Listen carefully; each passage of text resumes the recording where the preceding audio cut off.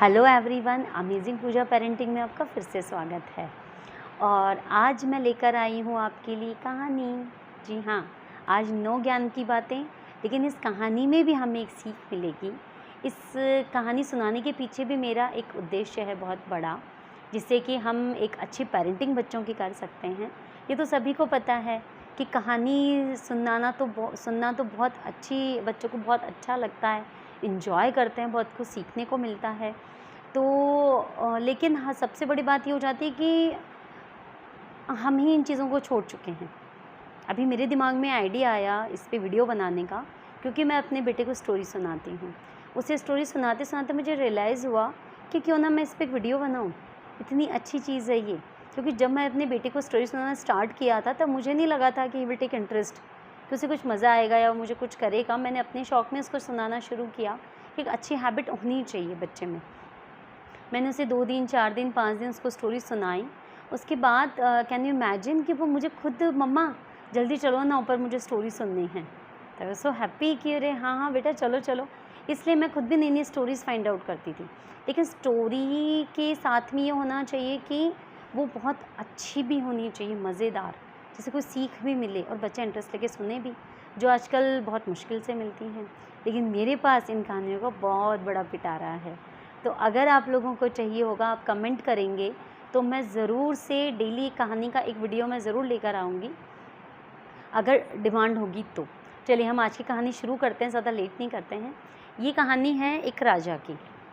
एक राजा था जिसकी कोई संतान नहीं थी। वो एक बहुत दयालु, बहुत अच्छा, अपनी प्रजा को प्यार करने वाला राजा था। लेकिन उसका सबसे बड़ा दुख था उसकी ज़िंदगी का कि उसकी कोई संतान नहीं थी। बस उस दुख के अलावा उसकी ज़िंदगी में कोई भी दुख नहीं था।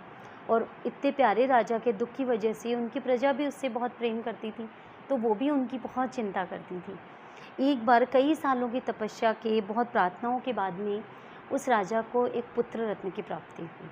तो राजा बेहद खुश हुआ। पूरे राज्य में कई दिनों तक उत्सव का माहौल रहा। सब लोग बहुत खुशियाँ मना रहे थे कि चलो, राजा का एक दुख था वो भी पूरा हो गया।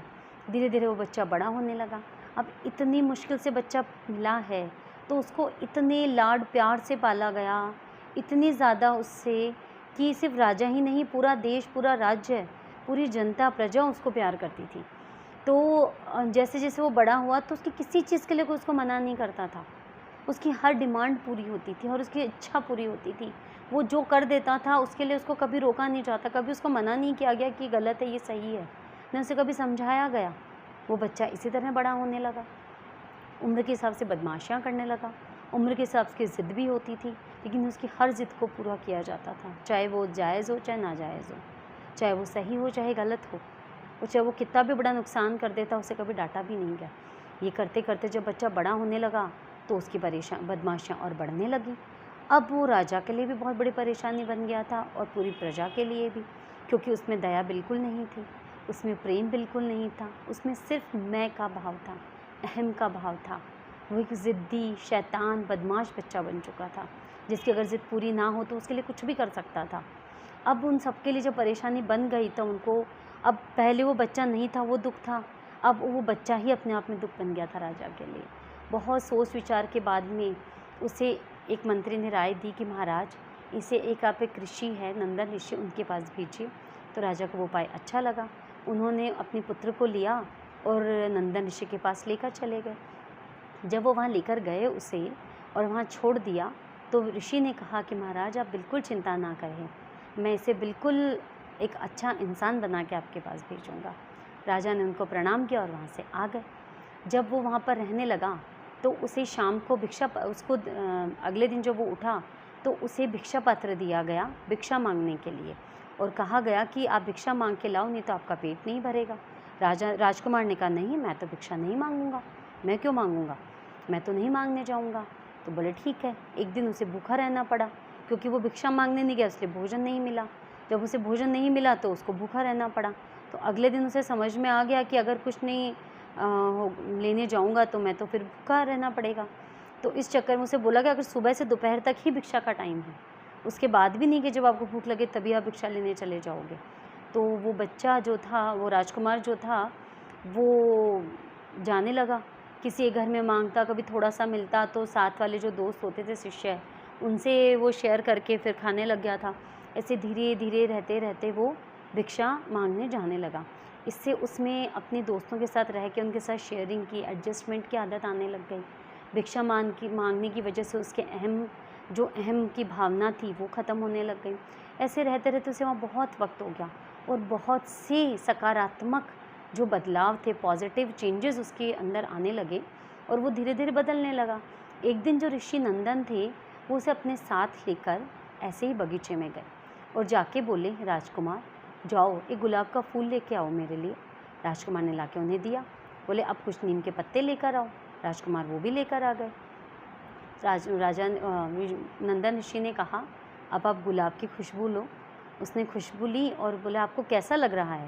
बोला गुरुजी बहुत ही आनंद की प्राप्ति हो रही, बहुत सुकून मिल रहा है, इतनी मीठी सुगंध है इसकी, इतनी अच्छी खुशबू है कि इसी में खो जाने का मन कर रहा है। अब नंदन ऋषि ने कहा अब ये पत्ते आप खाओ। जब राजकुमार ने वो पत्ते चबाए तो उसका मुंह पूरी कड़वाहट से भर गया। वो इधर उधर पानी ढूंढने लगा। फटाफट वो जाके पानी उसने कुल्ले किए। उसे थोड़ा अच्छा लगा। उसने देखा कि ऋषि हंस रहे थे तो उसने कहा गुरुजी आप हंस क्यों रहे हैं? तो नंदन ऋषि ने कहा कि मैं इसलिए हंस रहा हूँ कि तुमने जब फूल को सूंघा तो तुम्हें बहुत अच्छा लगा और तुमने नीम के कड़वे पत्ते खा तो तुम्हारा मुंह कसैला हो गया। बस इसी तरह हमारा व्यवहार होता है। अगर हम अच्छा मीठा प्यारा व्यवहार करेंगे तो लोग हमें बहुत प्रेम करेंगे और अगर हम इसी कड़वे नीम की जैसे बनेंगे, कड़वे और तीखे गंदे, तो हमें कोई प्रेम नहीं करेगा और सब हमारा तिरस्कार करेंगे। मैं तुम्हें यही सिखाना चाह रहा हूँ कि तुम अगर जनता से प्रेम मांगोगे, अपनी प्रशंसा मांगोगे तो तुम्हें नहीं मिलेगी। तुम इतने अच्छे राजा बनो, इतने अच्छे इंसान बनो कि प्रजा खुद तुम्हें प्रेम करे, जिसे तुम्हें मांगना ना पड़े। अब राजकुमार को अपनी पूरी बात समझ आ गई थी और उसने गुरुजी से वादा लिया कि मैं एक बहुत अच्छा इंसान भी बनूंगा और अपनी प्रजा का ध्यान बहुत अच्छे से रखूंगा और एक अच्छा राजा बनूंगा। तो बस यही शिक्षा हमें अपने बच्चों को देनी है। स्टोरी के लास्ट में हम इसी तरह अच्छी अच्छी स्टोरीज़ बच्चों को सुना सकते हैं, ज्ञान वाली, इंटरेस्टिंग, मज़ेदार, और फिर हम बच्चों को उसके थ्रू शिक्षा भी दे सकते हैं। आपको लगता होगी फिल्मी बातें, नहीं, ये फिल्मी बातें नहीं हैं, मैंने प्रैक्टिकली इसे किया है। जब ये बातें धीरे धीरे, कहते हैं ना बच्चे कच्ची मिट्टी के होते हैं, है ना, तो जब आप उनको इस तरह की बातें सिखाएंगे, कहानी सुना के ऐसे कुछ बोलेंगे तो थोड़ा थोड़ा थोड़ा थोड़ा करके उनके दिमाग में बैठती हैं। पहले मुझे लगता था कि ऐसा नहीं होता है, लेकिन जब मैंने देखा तभी मेरा मन किया कि मैं इस पर एक वीडियो बनाऊं और ये वाली चीज़ जो मैं सबके साथ शेयर करूं। और ये मत सोचिए कि ये सिर्फ एक बच्चे के साथ ही हो सकता है, आप एक टीनेजर बच्चे के साथ भी ये चीज़ कर सकते हैं। अगर आप उसे रोज़ कहानी सुनाएंगे, किसी भी टाइम सुना लीजिए, कोई ज़रूरी नहीं रात को, जब भी फ्री टाइम मिले उसका, कि बेटा 10 मिनट मुझे दो आप अपने, तो इस तरह से आप थोड़ा टाइम उसके साथ बिताएंगे, वो आपसे जुड़ेगा, उसे इस चीज़ में मज़ा आने लगेगा और इसके साथ वो बहुत कुछ सीखने को भी मिलेगा उसको। मेरा लास्ट वीडियो जो मैंने बच्चे टीनेजर्स को लेके बनाया है कि बच्चे रिस्पेक्ट नहीं करते, ये उसी कड़ी में ही मैंने उसका नेक्स्ट वीडियो बनाया है कि इस तरह की पॉजिटिव एफर्ट से हम बच्चों में, चाहे वो छोटे हों चाहे वो बड़े हों, हम उनमें बदलाव ला सकते हैं। तो आज के लिए बस इतना ही। जय श्री कृष्ण।